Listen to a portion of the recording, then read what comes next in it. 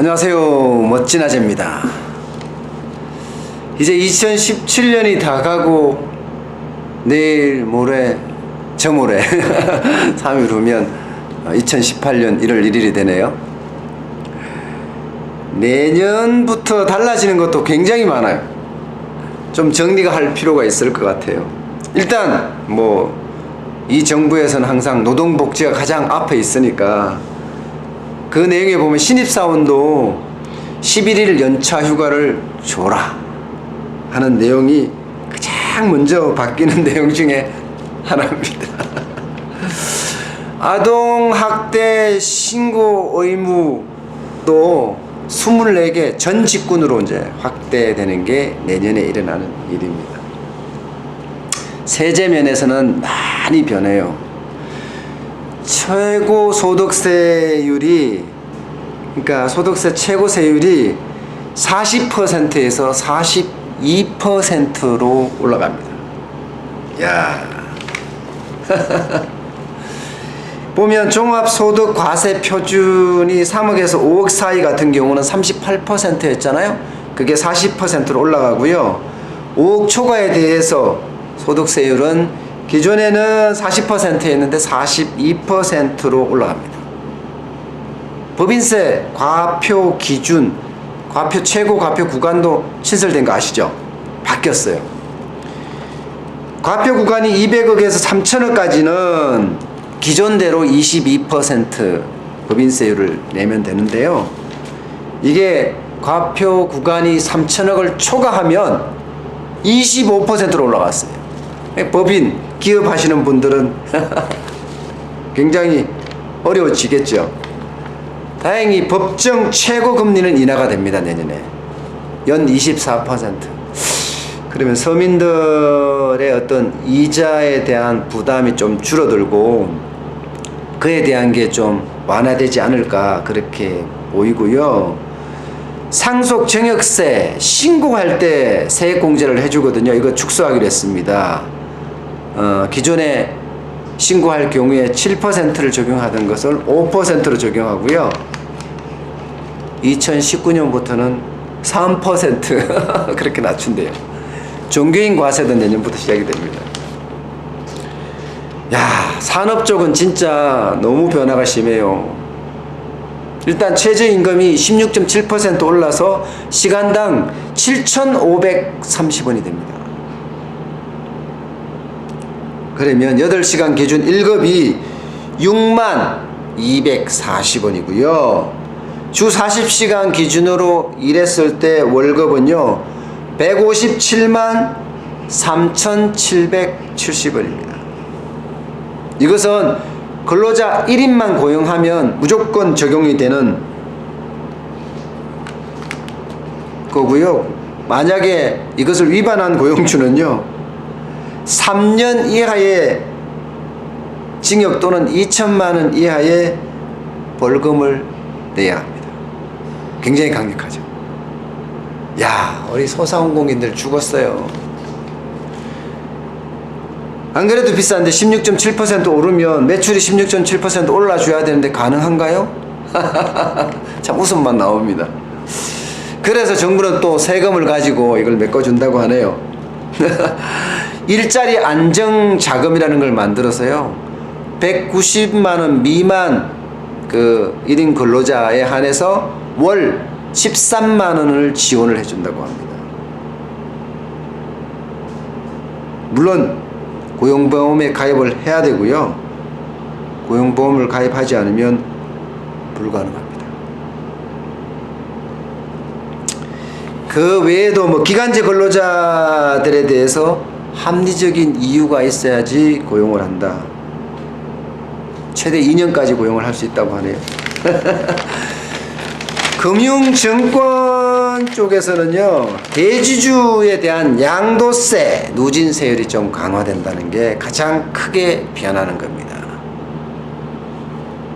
대주주가 보면 그 연말 기준으로 15억 이상이면 대주주가 되고요. 이 대주주의 주식 양도소득세는 과세 표준 3억 원을 초과하면요, 세율이 20%에서 25%로 상향 조정됩니다.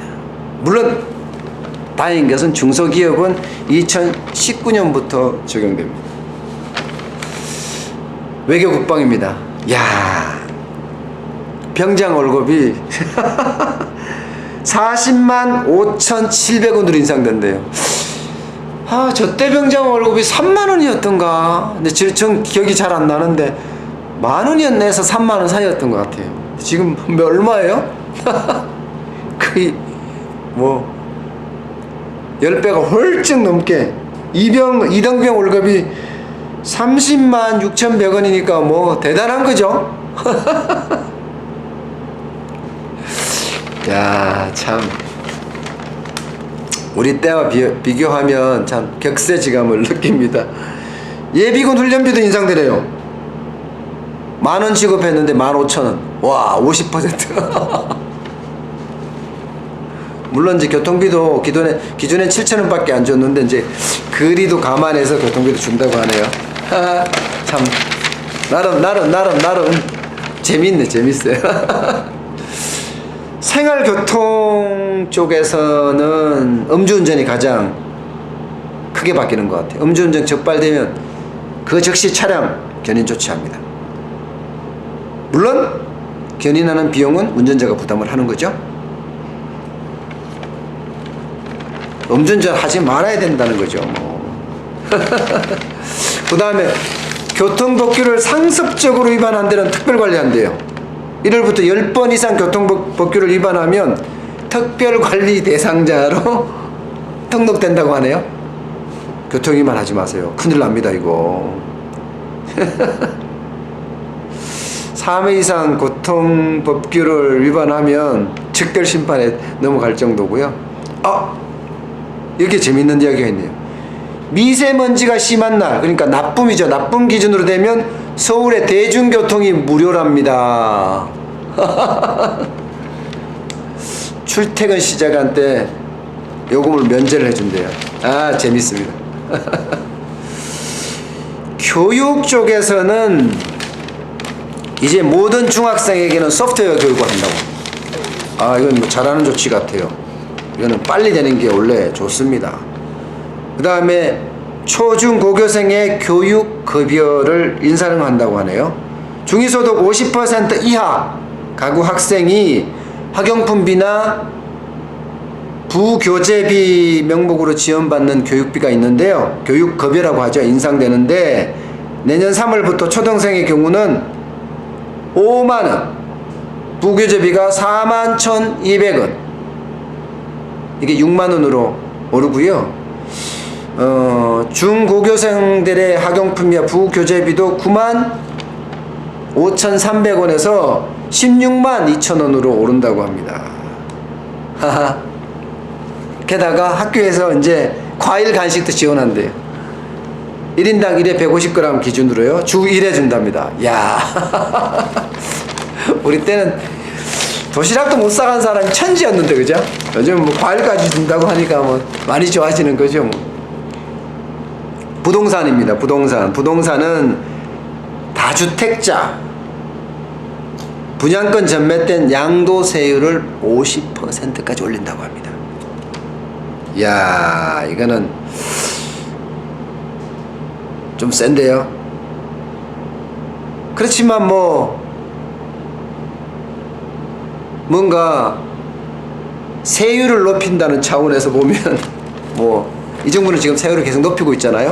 특히 이제 부자 증세라는 측면, 또 소득주도의 성장이라는 측면에서 근로자의 주머니에 월급을 많이 넣어준다. 돈을 많이 넣어주면 소비도 할 거고, 소비를 잘하면 기업이 잘 될 거고, 기업이 잘 되면 경기가 잘 된다는 소득주도의 성장 정책의 일환일 수 있습니다. 재건축에 대해서는 초과이익 환수제를 재시행한다고 합니다. 그러니까 재건축 추진으로 실제 발생하면 1인당 평균 3천만 원이 넘으면요, 최대 50%까지 환수된다고 하네요. 재건축하기가 쉽지 않겠네요. 쉽지 않겠어요. 그 다음에 내년부터는 신DTI가 시행되고요. 그다음에 DSR이라는 제도까지 도입된다고 합니다. 뭐 신DTI는 DTI를 좀 새롭게 한 건데 기존 대출 원금하고요 이자까지 포함해서 산정을 하는 게 신DTI고요. DSR은요 기본적으로 모든 가계 대출을 이게 종합합산해서 차주, 그러니까 돈을 빌리는 사람의 상환 능력을 꼼꼼히 따져서 대출을 해주겠다는 거예요. 아이고 어쨌든 내년에 많이 뭐 달라지는 것이 되게 많네요. 되게 많아. 근데 문제는 전부 다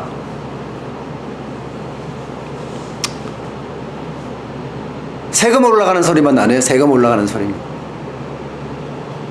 세금 올라가서 뭐 일자리 창출한다고 공공부문에서 어마어마하게 채용하는데 거기다 쓰겠죠. 답답합니다. 어쨌든 내년에 달라지는 것들이 너무 많기 때문에 하나씩 하나씩 꼼꼼히 따져볼 필요가 있다는 거 여러분 잊지 마세요. 아셨죠? 어쨌든 2017년도 며칠 안 남았지만 잘 보내시고 2018년 새해를 맞아서 힘내자고요. 소상공인 화이팅! 소상공인 화이팅입니다. 아셨죠? 감사합니다.